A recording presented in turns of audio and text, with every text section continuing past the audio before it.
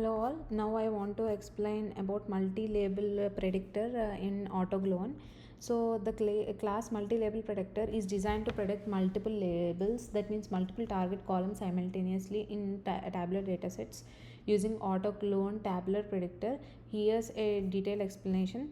First of all, we need to install we need to import all the tabular packages and all, and then we are importing our tabular dataset, tabular predictor from tabular dataset, and set up output dir from Autogluon common utils, and load pkl from loaders, save pkl from savers, and I'm importing the OS path over here.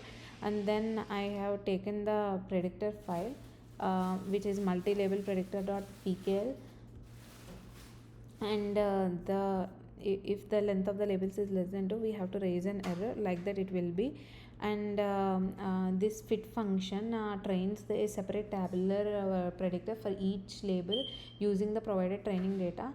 It takes the training data as input, it loops through each label in the labels list and train the model specifically for that label using Autogluon's tabular predictor. If consider labels is consider labels correlation is true, it sequentially trains each model, and for later labels it includes earlier predictions in the training process.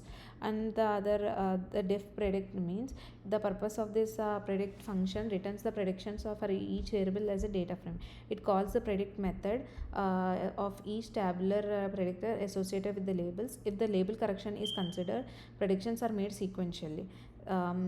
And the predict proba function returns the predictor probabilities for each label, and it outputs a directory where the key is the label and the value is the predicted probability of the distribution of the label.